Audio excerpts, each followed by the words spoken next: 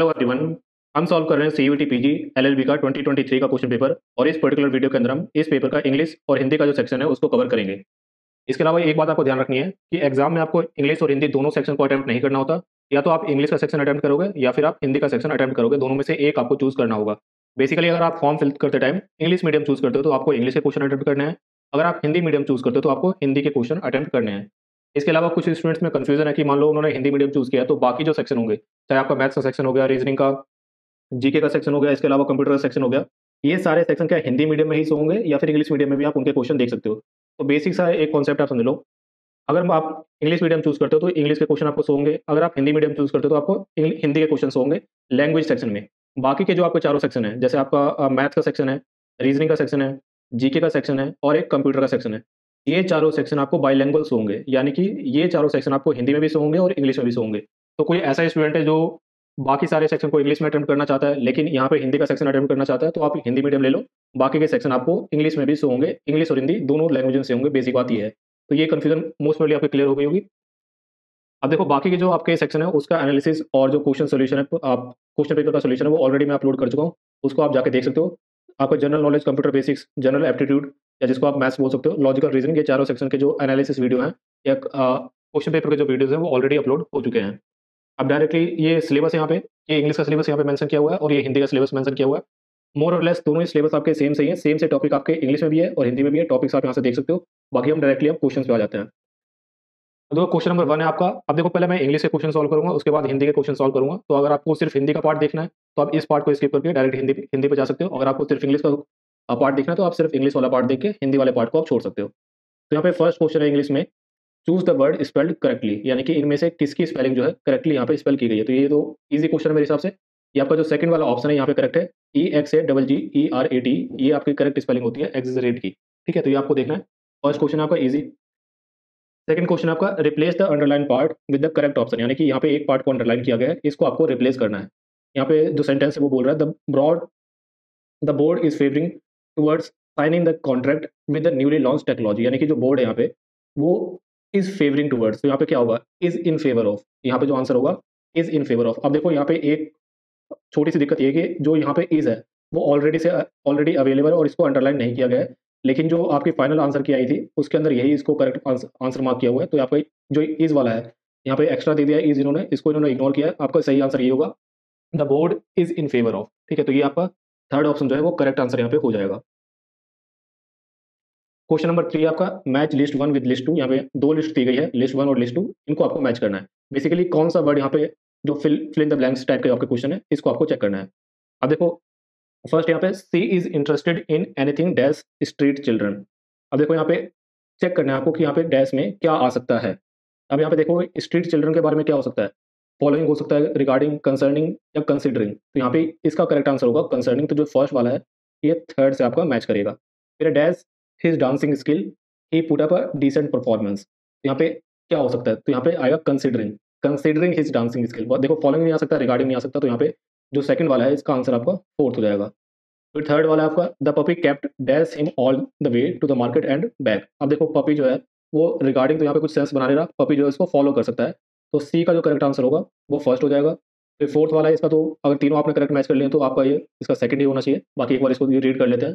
The principal has called her to his chamber. तो क्या आएगा यहाँ पे, रिगार्डिंग हर लो अटेंडेंस, यानी कि उसकी अटेंडेंस लो है इसलिए टीचर ने उसको अपने चैम्बर में बुलाया है। ठीक है, तो देखो फर्स्ट का हो गया थर्ड, फर्स्ट का थर्ड, देखो ये थर्ड और फोर्थ ऑप्शन तो यहीं पे एलिमिनेट हो गए। फिर सेकंड का है यहाँ पे सेकंड का है यहाँ पे फोर्थ। अब देखो फर्स्ट वाला भी एलिमिनेट हो गया, तो ये सेकंड ऑप्शन आपका करेक्ट हो जाएगा। सी का आपका फर्स्ट है, बिल्कुल सी का फर्स्ट है और डी का सेकंड है, तो ये सेकंड वाला आपका करेक्ट आंसर हो जाएगा। क्वेश्चन नंबर 4 है आपका replace the underline part with the correct option. इसमें भी जो अंडरलाइन पार्ट है इसको करेक्ट ऑप्शन के साथ आपको रिप्लेस करना है। यहाँ पे सेंटेंस है had he worked hard for the tournament he had aced the match. तो यहाँ क्या आएगा, ही वुड हैव एस्ड, यानी कि वो अच्छा परफॉर्म कर सकता था। तो ये जो फोर्थ वाला ऑप्शन है ये आपका करेक्ट हो जाएगा, he would have aced the match. तो फोर्थ ऑप्शन आपका करेक्ट होगा फोर्थ क्वेश्चन में। नेक्स्ट आपको question number 5, rearrange the given sentences into a meaningful paragraph. यहाँ पे 4 सेंटेंसेस आपको दिए गए हैं, इन चारों सेंटेंसेस को जोड़ के आपको एक मीनिंगफुल पैराग्राफ बनाना है। तो बेसिकली आपको ये बताना है कि कौन सा सेंटेंस पहले आएगा, कौन सा सेंटेंस बाद में आएगा। अब देखो इस तरह के क्वेश्चंस में जनरली क्या होता है, किसी चीज़ को एक्सप्लेन किया जा रहा होता है। कोई कॉन्सेप्ट हो सकता है, कोई ऑब्जेक्ट हो सकता है, कोई एनवायरनमेंट हो सकता है, ठीक है, कुछ भी हो सकता है, उसको जनरली एक्सप्लेन किया जा रहा होता है। तो आपको ध्यान रखना है कि एक्सप्लेनेशन स्टार्ट किस सेंटेंस से हो रही है। अगर आपने स्टार्ट ठीक से आइडेंटिफाई कर लिया तो बाकी सेंटेंसेस को आप वहाँ पे सही जगह पे प्लेस कर पाओगे। अब देखो फर्स्ट है यहाँ पे sentence by means of words and leading him to. अब देखो इसमें कुछ समझ नहीं आ रहा है कि किसको किसी चीज़ को एक्सप्लेन करने की स्टार्ट हो रहा है या नहीं हो रहा, तो ये तो आपका फर्स्ट सेंटेंस नहीं हो सकता।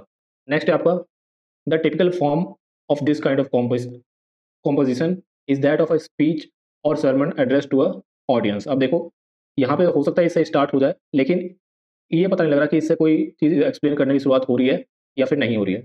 सी सेंटेंस देखो, persuasion is the art of influencing the will of another.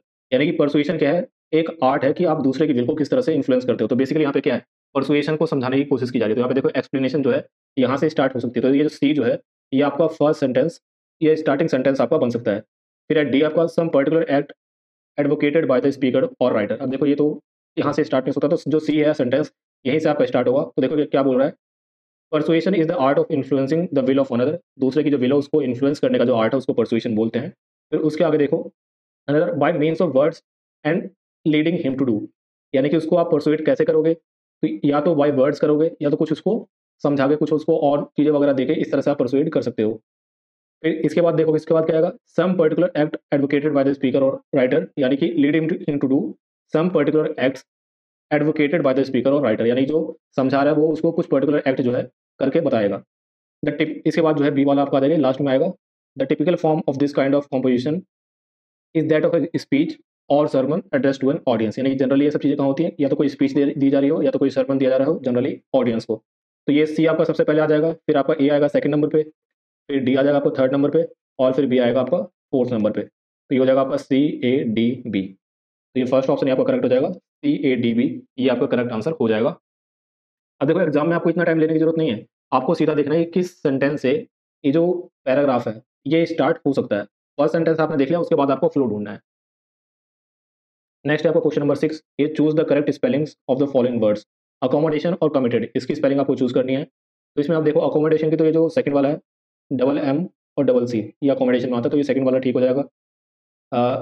फिर कमिटेड में डबल एम आता है, तो ये सी वाला सही हो जाएगा, डी वाला यहाँ पे गलत है। तो यहाँ पे कौन कौन से बी एंड सी ओनली आपके करेक्ट होंगे, तो ये सेकंड वाला option B and C only, ये आपका करेक्ट हो जाएगा।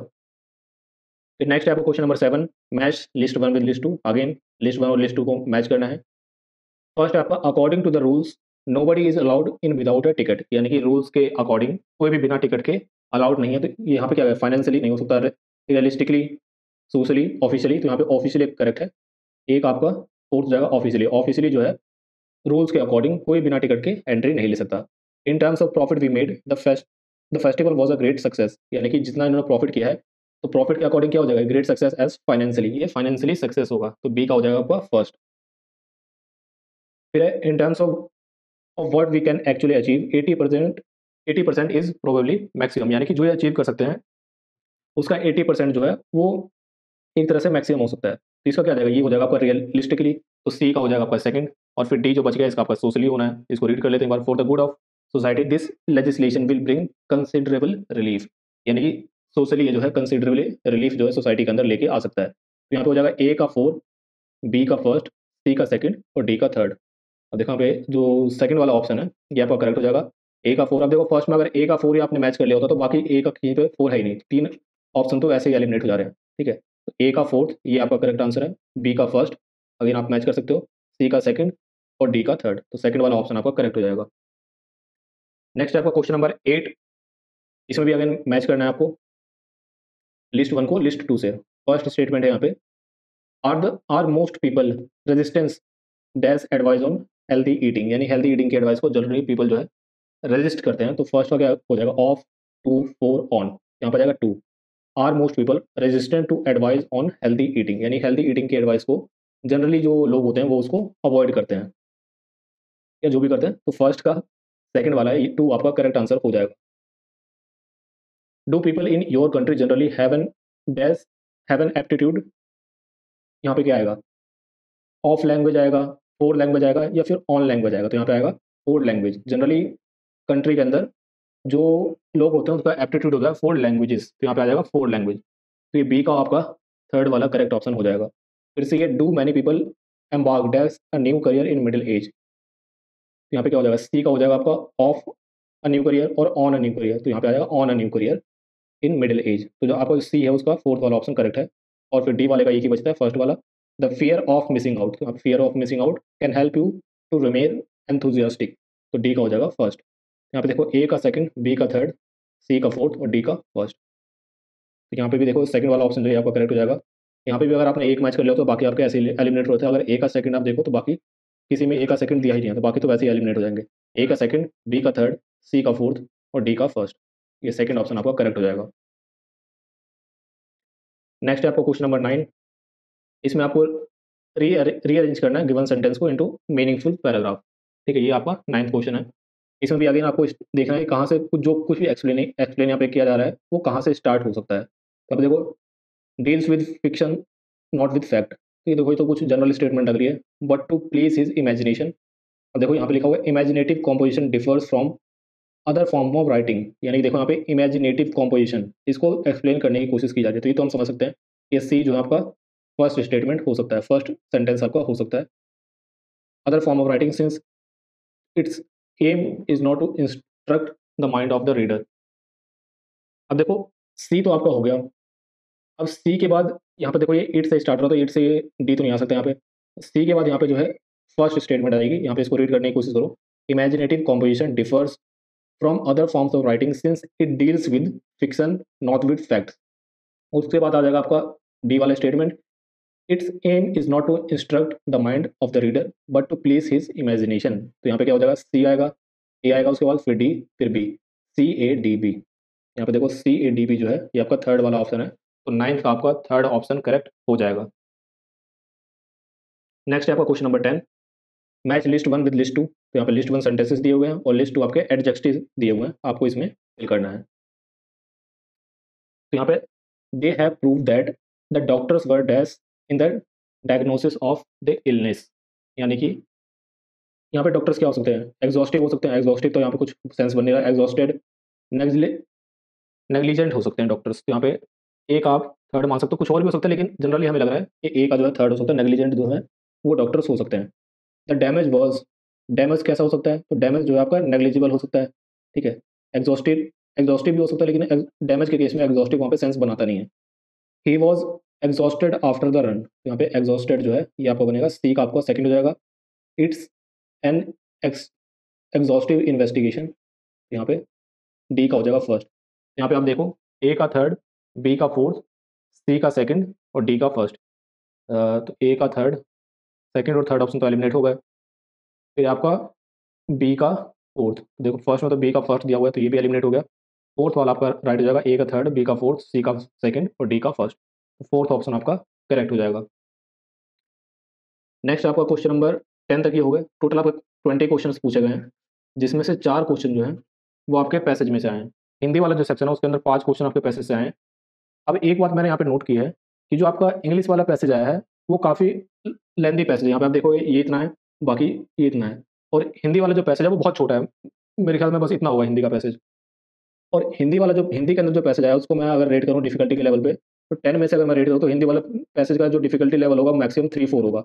लेकिन जो इंग्लिश वाला पैसेज है इसकी डिफिकल्टी लेवल आप देखो तो 7-8 के आसपास होगी। हालांकि जो इंग्लिश वाला पैसेज है उसमें भी क्वेश्चन ईजी है, लेकिन पैसेज थोड़ा लेंथ दिया हुआ है, टाइम इसमें ज़्यादा लग जाएगा। तो ये जनरली जो हिंदी वाला पैसेज है वो ईजी आ रहा है। और हिंदी के जो क्वेश्चन हैं, अब देखो इंग्लिश आपने कितनी पढ़ी हो, हिंदी आपकी अगर मदर टंग है तो जनरली आपका हिंदी में एप्टीट्यूड ठीक होता है। मान लो इंग्लिश में आपको एंटोनिम सिनोनिम रीड करने पड़ रहे हैं, लर्न करने पड़ रहे हैं, हिंदी में आप बिना पढ़े ही सही कर जाते हो कई बार। तो आपको देखना है बाकी के जो सेक्शन है वो आपको बाइलिंगुअल मिलेंगे, वो आपको हिंदी इंग्लिश दोनों में मिलेंगे। तो अगर कोई ऐसा स्टूडेंट है जिसको इंग्लिश प्रिपेयर करने में थोड़ी दिक्कत आ रही है तो आप हिंदी वाला सेक्शन भी एक बार देख सकते हो सकता है हिंदी वाले सेक्शन में आप इजीली कर पाओ बिना पढ़े ही। क्योंकि मोस्टली स्टूडेंट मैंने देखे हैं अगर आपकी हिंदी ठीक ठाक है तो आप बिना पढ़े भी हिंदी के सेक्शन को आराम से अटेंड कर पाते हो। अगर आपको इंग्लिश में इशूज़ आ रहे हैं, आपको लर्न करने में एंटोनिम सिनोनिम या फिर इडियम फ्रेजेस वगैरह लर्न करने में इशूज़ आ रहे हैं, तो आप हिंदी के सेक्शन को भी एक बार आप चेक कर सकते हो, वो ऑप्शन भी बुरा नहीं है। बाकी मैंने आपको बताया जनरली हिंदी के सेक्शन में जो पैसेजेस आते हैं वो ईजी होते हैं as compare to English section. अब देखो यहाँ पे जो इंग्लिश में जो पैसेज आया वो आया, crypto detectives are cleaning up by cracking down, यानी जो क्रिप्टो डिटेक्टिव्स होते हैं वो जो भी आपके क्रिप्टो फील्ड में जो भी फ्रॉड्स वगैरह होते हैं, जो भी इशूज़ होते हैं उन पर क्रैक डाउन कर रहे हैं, तो उसके रिगार्डिंग ये पूरा पैसेज दिया हुआ है। अब मैं पूरा पैसेज आपको रीड करके नहीं बताऊंगा, बेसिक एसेंस में बता देता हूँ।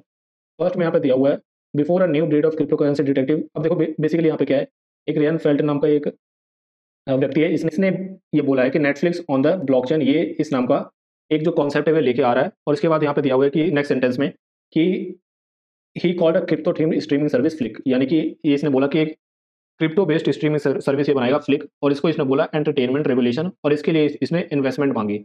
अब जो क्रिप्टो एंथुजियास्ट थे इन्होंने इन्वेस्टमेंट दी, और इसके पास टोटल जो है 2 मिलियन वर्थ के फ्लिक्स कॉइन्स इसने एक तरह से लोगों में बेच दिए। अब ये $2 मिलियन इसके पास आए, इसने क्या किया, इससे कोई इसने बिजनेस तो बताया नहीं, बनाया नहीं, इससे इसने कोई मटेरियल बिजनेस इसने बनाया नहीं, इसने क्या कर दिया, $1.5 मिलियन का तो इसने घर खरीद लिया भाई अपना, $32,000 के इसने डायमंड्स खरीद लिए, और $180,000 की इसने लाल कलर की एक फरारी कार खरीद ली, अब आराम से अपने मौज ले लिए। फिर आगे जो नेक्स्ट सेंटेंस में ये दिया गया कि जो क्रिप्टो करेंसीज थी जब वो मेन स्ट्रीम में आई 2010 के आसपास, तो इसने ये बोला कि जो जो टेक्नोलॉजी है वो जनरली जो क्रिमिनल्स थे उसके लिए बहुत ही ईजी थी, क्योंकि अब देखो क्रिप्टो करेंसी में क्या होता है, जनरल आप कोई ट्रांजेक्शन करोगे तो क्या होगा, मान लो आपको 100 रुपये भेजने, तो 100 रुपये आपने यहाँ से भेजे, ये बीच में कोई एक मीडिएटर होगा, बैंक होगा, वो 100 रुपये बैंक आपसे ले लेगा, और ये बैंक जो है जो नेक्स्ट पर्सन होगा उसको 100 रुपये दे देगा, या जो भी बीच में अपनी 1-2 रुपये की फीस होगी वो ये रख लेगा। क्रिप्टो करेंसी के केस में क्या होता है, बीच में जो मीडिएटर है ये मीडिएटर यहाँ से गायब हो जाता है, आप सिंपली ए पर्सन से बी पर्सन के पास पैसे भेज सकते हो।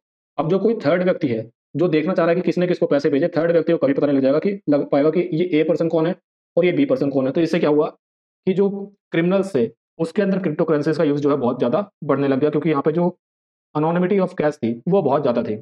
इसके बाद that the secrecy was an illusion, crypto transaction was inscribed by a publicly viewable ledger called blockchain. अब बेसिकली इसमें ब्लॉकचेन के बारे में बताया कि जो ब्लॉकचेन किस तरह से काम करता है। बेसिकली ये होता है कि बहुत सारे नंबर्स हैं, बीच में बहुत सारे इंटरमीडियरीज हैं जो अलग अलग तरीके से उसको एक तरह से वो जो पूरा सिस्टम है वो सेंट्रलाइज ना होकर डिसेंट्रलाइज है, अलग अलग जो कंप्यूटर्स है उसके अंदर इसकी माइनिंग वगैरह होती है, तो वो सारी चीज़ें थोड़ी बहुत यहाँ पे समझाई गई है। फिर यहाँ पे बताया गया at the centre is the New York analytical startup Chainalysis, यानी कि चाइनालिसिस जो है एक न्यूयॉर्क में बेस्ड एक स्टार्टअप है। ये क्या करता है कि जो क्रिप्टो स्पेस में जो फ्रॉड वगैरह हो रहे हैं इसको सॉल्व करने में, या इसको जो फ्रॉड्स हो रहे हैं उसका पता लगाने में वो ये हेल्प करता है। तो चाइनालिसिस जो है इसको फंडिंग मिलती है, और फंडिंग के बाद इसकी जो वैल्यूएशन है वो $8.6 बिलियन जो है हो जाती है। फिर अगले सेंटेंस में बताया गया कि जो यूएस की फेडरल एजेंसी है वो चाहती है कि जो क्रिप्टो फ्रॉड्स हो रहे हैं उसके ऊपर एग्रेसिव क्रैकडाउन किया जाए। तो इसके लिए जो कंपनी है चाइनालिसिस, अब एग्जैक्ट प्रोनाउंसिएशन हो सकता है यहाँ पे गलत हो, लेकिन जो जो भी यहाँ पे जो चाइनालिसिस है इससे जो है यूएस फेडरल एजेंसी जो है हेल्प मांगती है। और यहाँ पे जो है एक व्यक्ति है सैम बैंकमैन, इसका जो एम्पायर है उसको ट्रैक करने के लिए $400 मिलियन की जो क्रिप्टो स्टॉल था उसको यहाँ पे पता लगाया जाता है। बेसिकली यहाँ पे बेसिक्स यहाँ पे समझाया जा रहा है। अब देखो मैंने जैसे बोला बहुत लंबा पैसेज है और 4 क्वेश्चन इसके बेसिस पे आए हैं, और 4 में से 2 क्वेश्चन तो बिना इस पैसेज को पढ़े भी किया जा सकते हैं, बाकी 2 क्वेश्चन को पढ़ के आपको सॉल्व करना पड़ेगा, और वो 2 पैसेज अगर 2 क्वेश्चन जो है ये पैसेज आप ठीक से पढ़ लेते हो तो आराम से आप कर लोगे। तो सेकंड इस पैराग्राफ में ये समझाया गया है। इसके बाद जो चैनल एनालिसिस है इसके रोल को यहाँ पे समझाया गया है। फिर आगे यहाँ पे 1-2 सेंटेंसेस और हैं। एक काम की स्टेटमेंट यहाँ पे ये है कि जो चैनलिसिस का एक व्यक्ति है जोनाथन, ये कहता है कि जो ब्लॉकचेन है often times the key to unlocking a case, यानी कोई केस को अनलॉक करने के लिए ये जो ब्लॉकचेन है इसको यूज किया जा सकता है। इसके अलावा it's more traceable and more conclusive, ऐसा जो है जोनाथन बोलता है। तो ये एक स्टेटमेंट आपको काम आएगी। इसके बाद भी एक और स्टेटमेंट है जो फेल्टन है, in late 2020 Felton was indicted on charges that he had used investor fund to finance his extravagant lifestyle, यानी कि जो फेल्टन है इसने अपने लाइफस्टाइल को इंप्रूव करने के लिए जो इन्वेस्टर के फंड्स है उसका यूज किया है। तो बेसिकली बहुत लंबा चौड़ा पैसेज है, आपको बस एक बार रीड कर लेना। आप चाहो तो इसमें ऑपोजिट मेथड भी लगा सकते हो, पहले क्वेश्चन पढ़ लो उसके बाद इसको रीड करो तो ज़्यादा ये बेनिफिशियल रहेगा। अब क्वेश्चन पर आता है, जैसे मैंने आपको बताया 2 क्वेश्चन आपके बिना पैसेज को पढ़े भी हो सकते हैं। जैसे ये वाला क्वेश्चन आप देखो बिना पढ़े भी आप इसको कर सकते हो। क्वेश्चन नंबर 11 आपका बोल रहा है लिस्ट 1 और लिस्ट 2 को आपको मैच करना है। फ्रेजेस है बेसिकली, जो फ्रेजेस दिए हुए हैं इसके मीनिंग्स यहाँ पे दिए हुए हैं। ये आपके फ्रेजेस है लिस्ट 1 में, और लिस्ट 2 में उसके मीनिंग दिए गए हैं। फर्स्ट है आपका बिजनेस नेवर मटेरियलाइज्ड, यानी जो बिजनेस है वो कभी बन ही नहीं पाया। तो इसका मतलब क्या होगा कि जो बिजनेस है वो एक्चुअली में कभी सक्सेसफुल हुआ ही नहीं। तो ए का क्या हो जाएगा, ए का यहाँ पे हो जाएगा आपका फोर्थ। फिर है hit the main stream. Main stream का मतलब क्या है कि बहुत ज़्यादा लोगों तक वो पहुंचा। तो यहाँ पे देखो बहुत ज़्यादा लोगों तक तो ये नहीं पहुंचा, इसका मतलब क्या है रीच मोर पीपल, यानी कि बहुत ज़्यादा लोगों तक पहुंचना मतलब ज़्यादा लोगों तक पहुंचना। Hit the main stream. फिर से ये आपका विन बैक ट्रस्ट। ट्रस्ट दोबारा से हासिल करने का मतलब क्या है, गेन कॉन्फिडेंस, कॉन्फिडेंस को वापस पाना। यहाँ पे सी का हो जाएगा सेकंड। फिर penetrating the well of secrecy. Secrecy का वेल ऑफ सीक्रेसी का मतलब क्या है, एक पर्दा है उसको अनवील करना है, तो unveiling the real story behind it. तो जो डी है उसका थर्ड हो जाएगा। बेसिकली ए का आपका फोर्थ है, बी का फर्स्ट, सी का सेकंड और डी का थर्ड। तो देखो ए का फोर्थ, बाकी तीनों में आपके ए का फोर्थ है, तो फर्स्ट आपका सही हो जाएगा। बी का सेकंड, सी का थर्ड, सी का सेकंड, सॉरी बी का फर्स्ट, सी का सेकंड और डी का थर्ड, यानी फर्स्ट ऑप्शन आपका करेक्ट हो जाएगा। नेक्स्ट है आपका क्वेश्चन नंबर 12। अब इसमें भी देखो आपको पैराग्राफ को रीड करने की जरूरत है नहीं, बिना रीड करे भी आप कर सकते हो। Compare the sentences in list 1 with suitable prepositions from list 2। List 1 में यहाँ पे दिया हुआ है, in your country are children largely subservient dash their parents, यानी कि यहाँ पे बेसिकली आ क्या सकता है, और आएगा, ऑन आएगा, ओवर आएगा या टू आएगा। तो यहाँ पे देखो इसमें आ सकता है आपका टू, ठीक है। In your country are children largely subservient to their parents, तो यहाँ पे फर्स्ट का ए का हो जाएगा यहाँ पे फोर्थ। अब देखो ए का फोर्थ तो यहाँ पे सिर्फ फोर्थ में दिया हुआ है, तो बाकी तीनों तो आपके ऐसे भी एलिमिनेट हो जाएंगे, लेकिन हम फिर भी बाकी को देख लेते हैं। Do most driver show a total disregard dash the speed limit, तो dash regard for the speed limit, ठीक है। तो यहाँ पे फॉर द स्पीड लिमिट आ जाएगा। What would you like to see, अब what would you like to see a ban dash in your country, तो सी का यहाँ पे हो जाएगा second, ban on in your country, ठीक है। यहाँ पे थोड़ा आपको पढ़ने में अजीब लग रहा होगा, लेकिन यही करेक्ट है। यहाँ पे do parents usually have a firm control over their teenagers, तो यहाँ पे ओवर आ जाएगा। यहाँ पे देखो फर्स्ट का फोर्थ, बी का आपका फर्स्ट, सी का सेकंड और डी का थर्ड, इस फोर्थ वाला ऑप्शन आपको करेक्ट हो जाएगा। अब देखो ये दोनों क्वेश्चन जो थे, क्वेश्चन नंबर 11 और 12, ऑल तो ये आपके पैसेज में से थे, लेकिन आप बिना पैसेज पढ़े भी इसको आराम से कर सकते हो। नेक्स्ट है आपका क्वेश्चन नंबर 13। ये आपको इसको करने के लिए पैसेज को पढ़ना पड़ेगा, और ये भी देखो कोई बहुत मुश्किल यहाँ पे नहीं है, ईजी सा क्वेश्चन है। बेसिकली क्या है, यहाँ पे कुछ नेम्स दिए हुए हैं और उनसे रिलेटेड एक स्टेटमेंट दी गई है, आपको बताना है। जैसे फर्स्ट है आपका रैन फेल्टन, ये क्या था, तो रैन फेल्टन जो था, ये वो व्यक्ति था, अ, ये वो व्यक्ति था जिसने who marketed the crypto scheme, जिसने क्रिप्टो स्कीम को मार्केट किया था। अब देखो पीछे अगर मैंने मार्क किया है तो आपको मिल जाएगा, एक मिनट, यहाँ पे देखो फर्स्ट में दिया हुआ है, rain Felton marketed his crypto scheme. Rain Felton ने क्या किया था, इस अपनी क्रिप्टो स्कीम को मार्केट किया था, और इसने बोला था ये क्रिएट कर रहा है नेटफ्लिक्स ऑन द ब्लॉकचेन। फिर नेक्स्ट देखो, रेन फेल्टन का आपका हो गया सेकंड। फिर चिनालियास, ये क्या था, ये आपका न्यूयॉर्क बेस एक एनालिटिकल स्टार्टअप था, ठीक है। तो बी का हो जाएगा आपका फर्स्ट। यहाँ पे देख लो, यहाँ पे दिया हुआ है चिनालियास, एक मिनट, हाँ, देखो यहाँ पे दिया हुआ है, at the centre is the New York analytics startup Chainalysis, ठीक है। चाइनालियस जो भी आप इसको प्रोनाउंस करो, स्टार्टअप जो है वो चाइनालियस था। ये क्या है, न्यूयॉर्क एनालिटिकल ग्रुप या एनालिटिक्स स्टार्टअप। फिर है सैम ब्रैंकमैन फ्रियर, ये क्या था भाई, तो ये सैम ब्रैंकमैन जो था, ये हेड था उस फर्म का जिसने $400 मिलियन जो है गवा दिए थे, ठीक है। तो यहाँ पे अगर आप ध्यान से देखो, तो यहाँ पे देखो सैम ब्रैंकमैन फ्रियर जो है, इसका एम्पायर जो था वो $400 मिलियन का था, और the hacker stole from FTX, और हैकर ने $400 मिलियन जो है एफटीएक्स से वहाँ से निकाल लिए थे। तो सी का हो जाएगा आपका फोर्थ वाला ऑप्शन, और डी जो है आपका जोनाथन लेविन, ये आपका एक ही ऑप्शन बचा थर्ड वाला, बाकी इसको आप देखोगे तो ये भी आपको मिल जाएगा। ये देखो यहाँ पे जोनाथन की यहाँ पे बात की जा रही है, और ये किससे रिलेटेड है, ये इसने एक स्टेटमेंट दी थी और चिनालियस से रिलेटेड है। तो यहाँ पे देख लो, one of the founders of Chainalysis या चाइनालियस, तो ये आपका हो जाएगा ए का सेकंड, बी का फर्स्ट, सी का फोर्थ और डी का थर्ड। तो ए का सेकंड, फर्स्ट और फोर्थ वाला तो ऐसे ही एलिमिनेट हो गए। फिर है बी का फर्स्ट, सही है, सी का फोर्थ, तो यहाँ पे सी का थर्ड है, तो ये आपका गलत हो जाएगा, थर्ड वाला ऑप्शन आपका करेक्ट हो जाएगा, और डी का थर्ड, ठीक है। तो देखो ये भी एक क्वेश्चन था। अब बहुत ज़्यादा इसमें आपको पूरा पैसेज समझ में आएगा तो ही आप ये कर पाओगे, ऐसा नहीं है, आप बेसिकली आराम से इसको मैच करके मार्क कर सकते हो आंसर को। नेक्स्ट आपका क्वेश्चन नंबर 14, ये भी आपका पैसेज है, which project did Felton describe as an entertainment revolution, यानी कि जो फेल्टन जो प्रोजेक्ट कर रहा था उसको, किस प्रोजेक्ट को उसने एंटरटेनमेंट रेवोल्यूशन के बारे रेवोल्यूशन उसने कहा। तो यहाँ पे देखो इसका करेक्ट आंसर का वो चार स्टेटमेंट यहाँ पे दिखे, द बिजनेस ऑफ स्ट्रीमिंग। अब देखो ये स्ट्रीमिंग से रिलेटेड तो था, लेकिन इन जनरल बिजनेस स्ट्रीमिंग का नहीं था, वो क्रिप्टो से रिलेटेड है। फिर आपका Felton bought a $1.5 million house, तो ये करेक्ट है, पैसेज में दिया हुआ है, लेकिन ये एंटरटेनमेंट रेवोल्यूशन से रिलेटेड नहीं है। फिर ऐसे आपका for a small amount of digital currency customer could access shows and movies broadcast on the new platform, तो ये बिल्कुल आपके करेक्ट स्टेटमेंट है, अभी मैं आपको दिखा दूंगा। फिर डी आपका the creation of Netflix on the blockchain, तो ये भी बिल्कुल सही करेक्ट है, वो नेटफ्लिक्स ऑन द ब्लॉकचेन बनाना चाह रहा था। ये डी भी आपका करेक्ट हो जाएगा, तो सी और डी यानी कि थर्ड ऑप्शन आपका करेक्ट हो जाएगा। ये मैं आपको एक बार दिखा देता हूँ। तो देखो यहाँ पे लिखा हुआ है, रेन फेल्टन जो है he was creating Netflix on the blockchain. फिर आगे यहाँ पे दिखा हुआ है, he called the crypto themed streaming service Flick for a small amount of popular digital currency, जो वहाँ पे दिया होता है स्टेटमेंट पे, ether customer could purchase Flix token which would give them access to show and movies broadcast on the new platform. ये कुछ उनको जो इसको खरीदेंगे उसको उनको कुछ कॉइन्स मिल जाएंगे, टोकन्स मिल जाएंगे, जिससे वो जो शोज और मूवीज़ होते हैं वो उसको एक्सेस कर पाएंगे। ठीक है, तो ये आपका सी और डी जो है ये आपका करेक्ट आंसर हो जाएगा। ठीक है, तो ये आपका क्वेश्चन नंबर 14 हो गया। देखो ये आपका पैसे था, जैसे कि मैंने आपको बताया पैसे थोड़ा कॉम्प्लिकेटेड है, लेकिन उसके क्वेश्चन जो है वो उतने कॉम्प्लिकेटेड नहीं है। दो क्वेश्चन तो आप बिना पढ़े ही कर सकते थे, बाकी जो दो क्वेश्चन है वो ईजिली अगर आप क्वेश्चन को पढ़ के फिर अगर पैसेज को रीड करते हो तो ज़्यादा यहाँ पे हेल्पफुल रहेगा। बाकी मैंने आपको बताया इंग्लिश का पैसेज इस बार थोड़ा सा ट्रिकी पूछा गया है, थोड़ा समझने में थोड़ा एनालिटिकल है, लेकिन इतना हार्ड नहीं है अगर आप क्वेश्चन को देखो तो। नेक्स्ट है आपका question number 15, replace the following sentence by choosing the appropriate idiom, यानी कि इस सेंटेंस के लिए क्या करेक्ट इडियम होगी वो आपको चूज करना है। She was affected by the situation when her two bosses had different ideas about what her job involve. अब देखो क्या हो रहा है कि जो इसके बॉसेज हैं वो आपस में बहस कर रहे हैं, लड़ रहे हैं बेसिकली। तो इस यहाँ पे जो आपकी इडियम अप्रोप्रिएट है वो है caught in the cross fire, यानी कि caught in the cross fire का मतलब क्या है कि आपका उसमें कुछ लेना देना नहीं है, लेकिन आपके आसपास जो लड़ाई चल रही है, एक तरह से कहासुनी चल रही है, तो इसको बोलेंगे कि बीच में फंस गया ये, caught in the cross fire. तो ये फर्स्ट वाला ऑप्शन जो है करेक्ट हो जाएगा 15 का।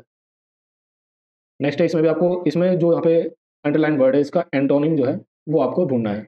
यहाँ पे ड्रग डीलर और scamster could transfer large quantities of money without a bank to validate the transaction. तो यहाँ पे वैलिडेट का एंटोनिम जो है वो आपको ढूंढना है। तो वैलिडेट का एंटोनिम क्या होगा, इसका एंटोनिम हो जाएगा रिफ्यूट, यानी कि रिफ्यूट का मतलब क्या है, मना करना या एक तरह से बोल देना, डिनाई कर देना। इस तरह से जो है वैलिडेट का जो एंटोनिम है वो आपका हो जाएगा रिफ्यूट। नेक्स्ट आपका question number 17, replace the underline word with the correct antonym. अब देखो एंटोनिम के यहाँ पे दो क्वेश्चन हो गए, एक क्वेश्चन तो आपका ये हो गया एंटोनिम का, नेक्स्ट ये वाला क्वेश्चन भी आपका एंटोनिम से ही है। One of the powerful traditions of Japanese life is to always exhibit enthusiasm against pain. तो यहाँ पे जो एंथुजियाज्म अगेंस्ट पेन है इसका आपको एंटोनिम ढूंढना है। तो इसका एंटोनिम हो जाएगा आपका स्टोइसिज्म। स्टोइसिज्म का मतलब क्या होता है कि बेसिकली एक तरह से फिलॉसफी है जिसमें जो व्यक्ति होता है वो ज़्यादा खुश भी नहीं होता खुशी देख के, और ज़्यादा दुख देख के ज़्यादा दुखी भी नहीं होता। तो इसमें क्या है, एंथुजियाज्म यहाँ पे मिनिमम होता है। ऐसा नहीं कि बहुत ज़्यादा खुशी देख के बहुत ज़्यादा उछलने लग जाए, ऐसा स्टोइसिज्म में नहीं होता। बहुत ज़्यादा दुख देख के बहुत ज़्यादा दुखी हो जाए, ऐसा भी नहीं होता। तो इंथुजियाज्म अगेंस्ट पेन के एंटोनिम हो जाएगा आपका स्टोइसिज्म। ठीक है, तो ये थोड़ा हो सकता है जिसको स्टोइसिज्म ना पता हो उसके लिए थोड़ा ट्रिकी हो सकता है, वैसे बहुत ज़्यादा मुश्किल है, नहीं बोलेंगे इसको, मॉडरेट लेवल का क्वेश्चन इसको बोल सकते हैं। फिर आपका question number 18, fill in the blank with the correct idiom from the options given. अब यहाँ पे ईडियम से ये क्वेश्चन आपका दिया हुआ है, ईडियम यहाँ पे करेक्ट ईडियम आपको फिल करना है। ये आपका क्वेश्चन नंबर 18, ये the manager dash by talking about the bonus much before it came in black and white. तो बेसिकली यहाँ पे जो ईडियम आपकी आएगी वो आएगी jump the gun. Jump the gun का मतलब क्या होता है कि कोई चीज़ स्टार्ट होने के एक्सपेक्टेशन से पहले ही कोई चीज़ बोल देना। जैसे मैनेजर ने बोनस के बारे में बोलना स्टार्ट कर दिया जब उसका अंदेशा भी नहीं था, जब किसी को लग नहीं रहा था कि ये इतनी जल्दी बोनस के बारे में बोल देगा, उसने बोनस के बारे में बोलना स्टार्ट कर दिया। तो यहाँ पे स्टेटमेंट ये बन जाएगी, the manager jump the gun bye talking about the bonus much before it came in black and white. ठीक है, तो ये आपका क्वेश्चन नंबर 18 का सेकंड वाला ऑप्शन जो है करेक्ट हो जाएगा। नेक्स्ट आपका question number 19, dedicated to deciphering them. अब देखो यहाँ पे choose another word of the same meaning, यानी यहाँ पे आपको सिनोनिम जो है वो चूज यहाँ पे करना है for the underline word above. Deciphering का सिनोनिम क्या हो जाएगा, डिसाइफरिंग का मतलब होता है किसी चीज़ को एक्सप्लेन करना। यहाँ पे जो फोर्थ वाला ऑप्शन है एक्सप्लेनिंग, ये आपका करेक्ट आंसर हो जाएगा। नेक्स्ट है आपका question number 20, fill in the blank in the sentences in list 1 with the correct form of the adjective from list 2। यानी कि लिस्ट 1 और लिस्ट 2 में आपको एडजेक्टिव दिए गए हैं, उसको आपको यहाँ पे फिल करना है। अब देखो फर्स्ट यहाँ पे it's in the dash chapter, यहाँ पे क्या हो सकता है, चाइल्ड इज कंक्लूडिंग, कंक्लूसिव या चाइल्ड लाइक। ये चैप्टर जो है वो कंक्लूडिंग हो सकता है। ठीक है, तो एक आपका सेकंड हो जाएगा, dash in the concluding chapter. Do we have dash proof, तो प्रूफ कैसे होते हैं, प्रूफ होते हैं यहाँ पे कंक्लूसिव, तो ये बी का आपका थर्ड हो जाएगा। He has a dash enthusiasm, तो क्या हो जाएगा, इसमें आपको हो जाएगा चाइल्ड लाइक एंथुजियाज्म। जो चाइल्ड होते हैं, बच्चे होते हैं, उसमें एंथुजियाज्म जो है बहुत ज़्यादा होता है। हर बिहेवियर इज वेरी चाइल्डिश, तो यहाँ पे आ जाएगा चाइल्डिश। ए का हो जाएगा आपका सेकंड, ए का सेकंड, सिर्फ थर्ड वाले ऑप्शन में ए का सेकंड है, बाकी आपके ऐसे एलिमिनेट हो जाएंगे। तो ऐसा नहीं है कि आप चारों में से एक दो भी ठीक कर पाते हो, तो बेसिकली आप एलिमिनेट कर सकते हो। तो ए का सेकंड हो गया, बी का थर्ड, सी का फोर्थ और डी का फर्स्ट, तो करेक्ट है आपका थर्ड वाला ऑप्शन करेक्ट हो जाएगा।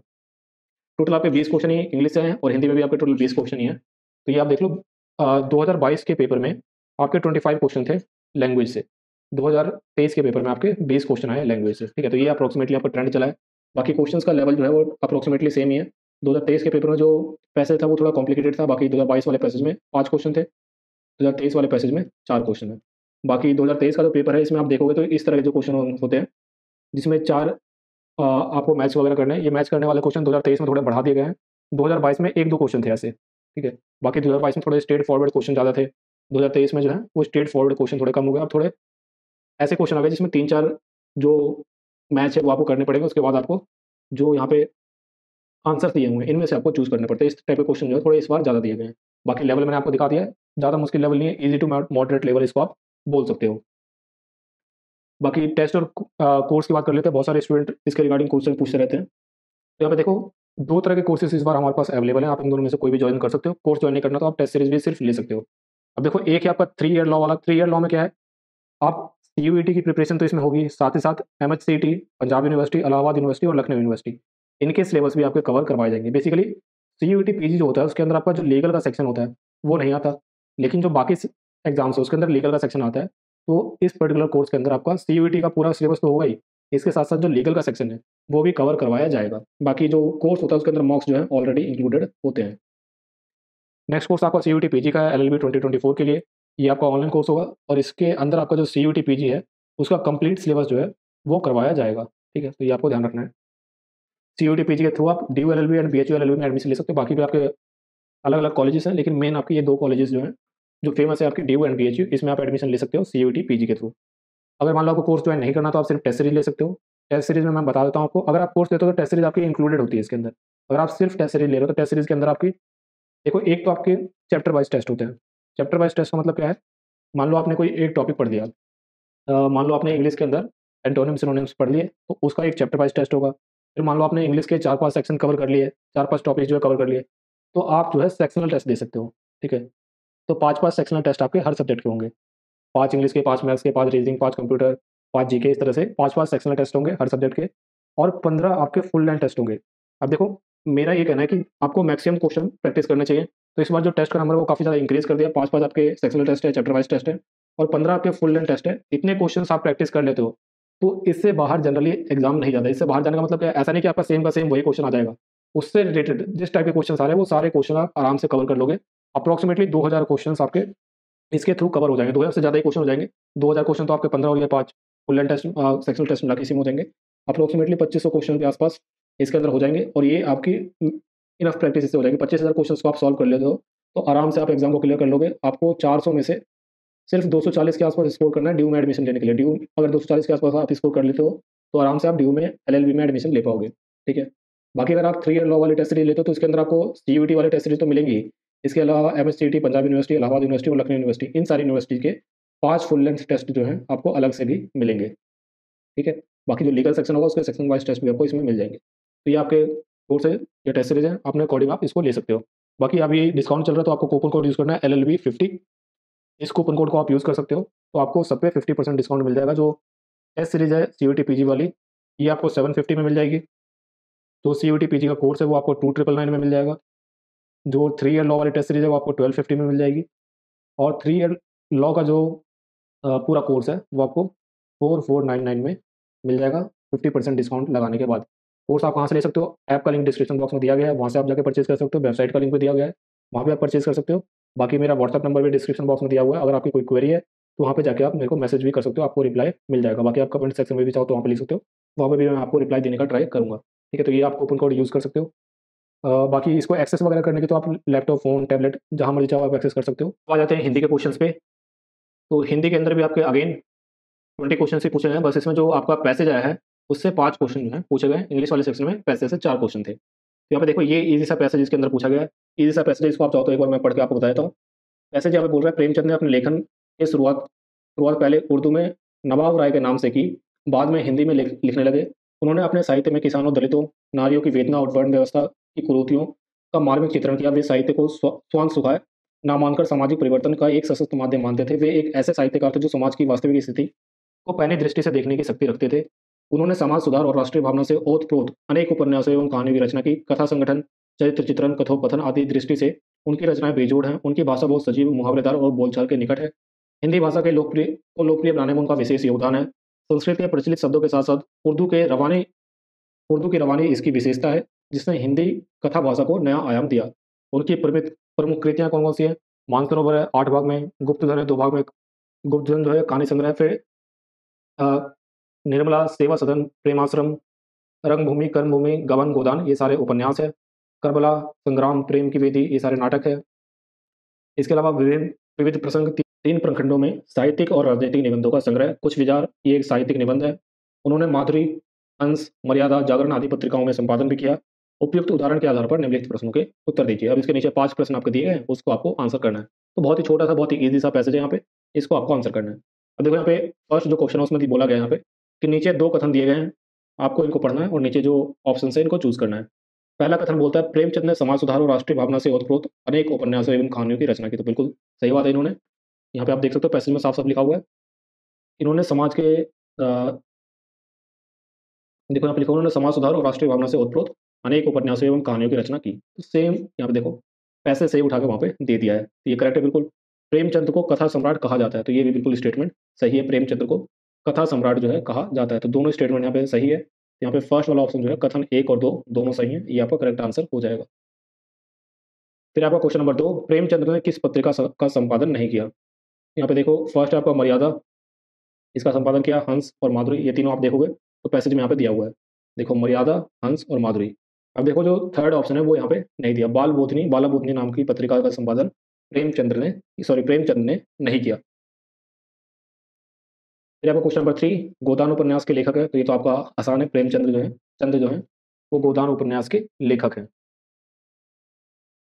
फिर आपका क्वेश्चन नंबर 4, प्रेमचंद्र उर्दू में किस नाम से लिखते थे? तो उर्दू में वो है नवाब राय के नाम से लिखते थे। यहाँ पे देखोगे आप तो पैसेज में सबसे पहले यही लिखा हुआ है, प्रेमचंद ने अपने लेखन की शुरुआत पहले उर्दू में नवाब राय के नाम से की। तो काफ़ी इजी क्वेश्चन आपके पूछे गए हैं। क्वेश्चन नंबर 5 है आपका, प्रेमचंद्र साहित्य को किस दृष्टि से देखते थे? तो प्रेमचंद्र साहित्य को सामाजिक परिवर्तन का माध्यम मानते थे, वो उसको स्वांतः सुखाए नहीं मानते थे। यहाँ पे सेकंड ऑप्शन जो है वो आपका करेक्ट हो जाएगा। अगर आपको पैसेज में दिखाऊं तो मैं आपको एक बार दिखा देता हूँ।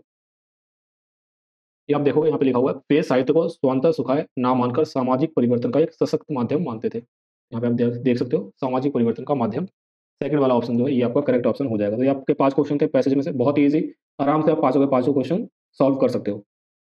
नेक्स्ट है आपका क्वेश्चन नंबर 6, दशरथ सुत लिहूं लोक बखाना। अब यहाँ पे क्या आएगा, राम नाम का मरम ना आना, तो यहाँ पे आंसर इसका हो जाएगा राम नाम। ठीक है, तो ये आपका करेक्ट आंसर यहाँ पे हो जाएगा। तो इस तरह के कुछ सेंटेंस, कुछ जो साहित्य वाली पंक्तियां हैं वो आपके एग्जाम में आ सकती हैं। क्वेश्चन नंबर 7 है आपका, सीमा से बाहर जाने के लिए सही मुहावरा क्या है? सीमा से बाहर जाना, जिसका मतलब क्या है, चादर के बाहर पाँव पसारना, जितनी चादर हो उतनी पाँव पसारने चाहिए, तो इससे रिलेटेड है। सीमा से बाहर जाने का मतलब क्या होगा, चादर के बाहर पाँव पसारना, तो थर्ड वाला ऑप्शन जो है ये आपका करेक्ट हो जाएगा। नेक्स्ट आपका क्वेश्चन नंबर 8, मैंने हरि को बुलाया, वाक्य में कौन सा कारक है? तो यहाँ पे आपको कारक बताना है। तो इस पर्टिकुलर क्वेश्चन में यहाँ पे जो कारक होगा वो कर्म कारक होगा। इसने क्या है, हरि को बुलाया नहीं, कोई कार्य करवाया जा रहा है, तो यहाँ पे क्या है, कर्म कारक हो जाएगा। तो ये क्वेश्चन 8 का आंसर हो जाएगा आपका फोर्थ, कर्म कारक। नेक्स्ट आपका क्वेश्चन नंबर 9, जो ना जाना जा सके, जो ना जाना जा सके, तो ऐसे को क्या बोलेंगे, जो जिसको हम जान नहीं सकते वो क्या हो जाता है, अज्ञेय। ठीक है, तो सेकंड वाला ऑप्शन जो है अज्ञेय आपका हो जाएगा, जिसको जाना ना जा सके। तो नाइन्थ का आंसर आपका सेकंड हो जाएगा, अज्ञेय। क्वेश्चन नंबर 10 है आपका, निम्नलिखित में से अनंत का अनेकार्थ नहीं है, यानी कि इसमें से कौन सा अनंत का अनेकार्थ नहीं है? तो इसका आंसर हो जाएगा आपका जारज। ठीक है, जारज जो है अनंत का अनेकार्थ नहीं है, तो क्वेश्चन नंबर 10 का सेकंड ऑप्शन आपका करेक्ट हो जाएगा। नेक्स्ट आपका क्वेश्चन नंबर 11, सूची 1 और सूची 2 का आपको मिलान करना है, आपको संधि इसमें बतानी है। तो देखो पहले आपका शिवालय, शिवालय के अंदर आपकी कौन सी संधि होगी? तो शिवालय के अंदर आपकी दीर्घ संधि है। ठीक है, तो ए का हो जाएगा आपका सेकंड, शिवालय के अंदर आपकी दीर्घ संधि है। फिर आपका देवेश, देवेश के अंदर कौन सी संधि है आपकी? तो देवेश के अंदर आपकी गुण संधि होगी। सी है आपका सदैव, सदैव के अंदर कौन सी संधि है? सदैव के अंदर आपकी वृद्धि संधि हो जाएगी, सदैव। नायक के अंदर अयादि संधि। ठीक है, तो इस तरह से आपका हो जाएगा, ए का सेकंड, बी का फर्स्ट, सी का फोर्थ और डी का थर्ड। ए का सेकंड, देखो सेकंड में ही ए का सेकंड है, बाकी सारे तो वैसे ही एलिमिनेट हो जाते हैं। ए का सेकंड, बी का फर्स्ट, सी का फोर्थ और डी का थर्ड, सेकंड ऑप्शन आपका करेक्ट हो जाएगा।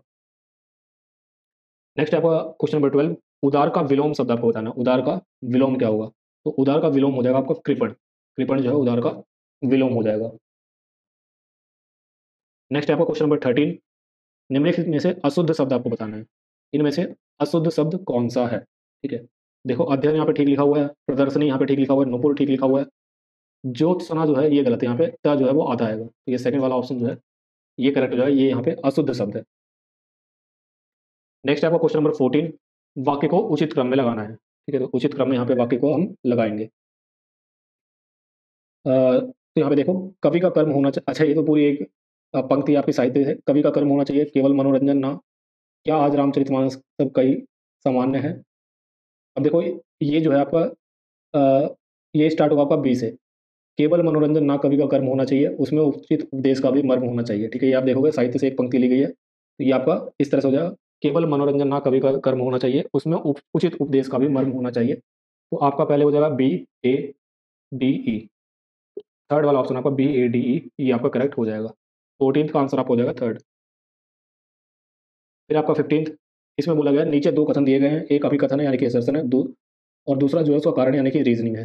अब आपको क्या करना है, इन दोनों को पढ़ना है और आपको बताना है उपरोक्त कथन के आलोक में नीचे दिए गए विकल्प में से कौन सा आपका सही है।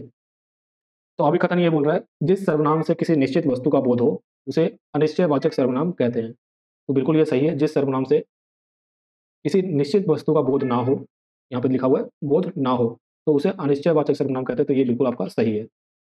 फिर कारण इसका दिया हुआ है, वह जो ना करे सो थोड़ा, अनिश्चयवाचक सर्वनाम का उदाहरण है, तो ये बिल्कुल गलत है, ये अनिश्चयवाचक सर्वनाम का उदाहरण नहीं है। तो यहाँ पे क्या हो जाएगा, ए सत्य है और आर असत्य है, तो ए सत्य है और आर असत्य है, थर्ड ऑप्शन जो है ये आपका करेक्ट हो जाएगा। नेक्स्ट आपका क्वेश्चन नंबर 16, निम्नलिखित में से शुद्ध वाक्य का चयन कीजिए, इनमें से कौन सा वाक्य जो है शुद्ध है। साहित्य और जीवन का घोर संबंध है, ठीक है, ये आपका शुद्ध वाक्य नहीं है, ये आपका अशुद्ध वाक्य है। ठीक है, फिर है, यह कविता अनेक भाव प्रकट करती है, तो ये आपका शुद्ध हो जाएगा। उसके चाचा की लड़की हुई है, ये भी आपका शुद्ध वाक्य नहीं, ये भी अशुद्ध है। मैं हल करने की तलाश में हूँ, ये भी आपका शुद्ध वाक्य है। ठीक है, ये भी आपका शुद्ध है, तो ये आपका सेकंड वाला ऑप्शन जो है ये आपका पूरा शुद्ध वाक्य है। ये कविता अनेक भाव प्रकट करती है, तो ये आपका शुद्ध वाक्य हो जाएगा। तो 16 का आपका सेकंड ऑप्शन जो है करेक्ट है। नेक्स्ट आपका क्वेश्चन नंबर 17, ये निम्नलिखित में से शुद्ध वाक्य का चयन कीजिए। तो यहाँ पे भी सेम दो क्वेश्चन आए हैं शुद्ध वाक्य से। पहला, आपका भविष्य उज्जवल हो। ठीक है, यहाँ पे देखो ये आपका शुद्ध वाक्य नहीं है, ये आपका अशुद्ध वाक्य है। फिर है, झूठ कभी ना बोलना चाहिए, तो ये भी आपका शुद्ध वाक्य, ये भी शुद्ध नहीं है। तुम अपनी स्वेच्छा से यह काम किया है, तो ये भी शुद्ध वाक्य नहीं है। फिर फोर्थ वाला ऑप्शन देखो, तुम चोरी के कारण दंड पाने के योग्य हो, ये आपका शुद्ध वाक्य है। तो फोर्थ वाला ऑप्शन जो है 17th क्वेश्चन में आपका करेक्ट हो जाएगा।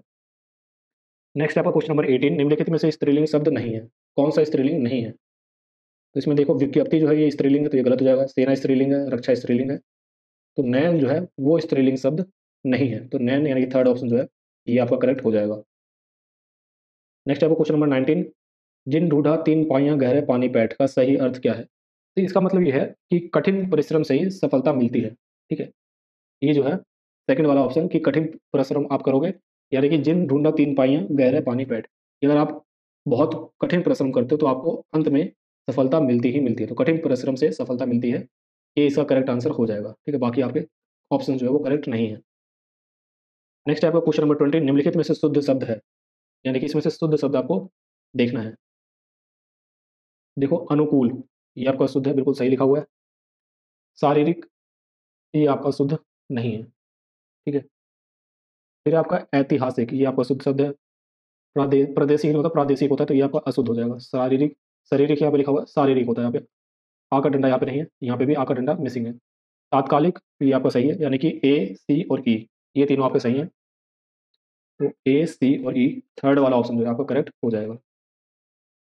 तो ये आपके देख सकते हो आप, हिंदी के 20 क्वेश्चन आए हैं और इंग्लिश में भी 20 ही क्वेश्चन आए हैं।